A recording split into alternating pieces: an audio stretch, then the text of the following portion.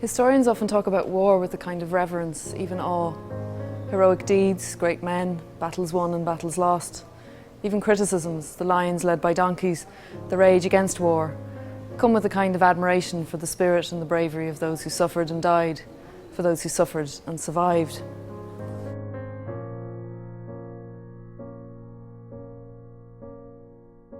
All those who fought in the Great War, in the Easter Rising, in the Ireland of 1919 to 1923 are gone, and that poses the question of how we understand them now.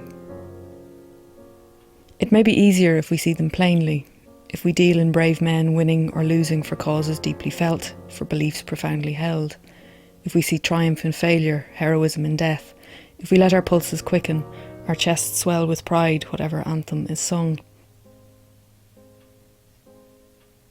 This kind of history has been knitted into the fabric of who we are north and south, of who we are in Britain and in Ireland. There's no undoing that, and perhaps there should not be.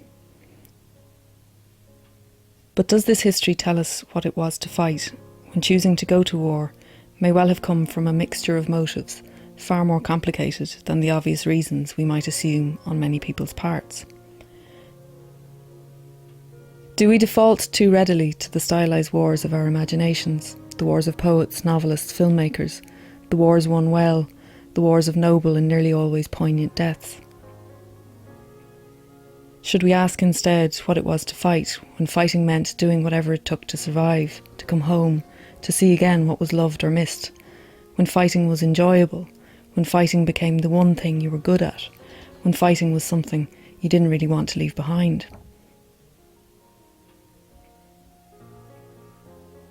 History can be protective and reverential towards the dead, but often far more uneasy about those that the fighting left behind, the scarred and injured reminders of causes perhaps later compromised, of promises made and never kept. This week we are not interested in the great men of our various wars, great and small. You can find them elsewhere lauded and applauded. Are there far more ordinary, more challenging, more diverse experiences to seek that may just tell us more of what it was to fight or not to fight, to loathe and to enjoy all kinds of wars? Ethel Burrows died in Belfast on the 27th of August 1920. She was 16 years old. She'd been shot 2 days before as crowds clashed and police and military fired to clear the streets.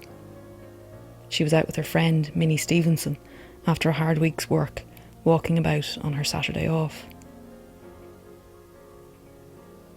We might not like to think of fighting as being about killing a 16-year-old girl, but fighting can be about the things not meant, the deaths in the wrong places, the unfortunates who found themselves somehow in war's way.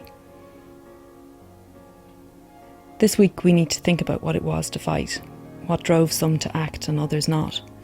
We need to consider those who fought less obvious, less orthodox kinds of wars. When did war overstep its mark? Not necessarily by our modern, maybe more squeamish standards, but by the standards of the day, however they were set. We need to think what war asked of those who did fight, whether in war or revolution, or however the fighting is defined, and begin to measure some of the mark it made on those the fighting left behind.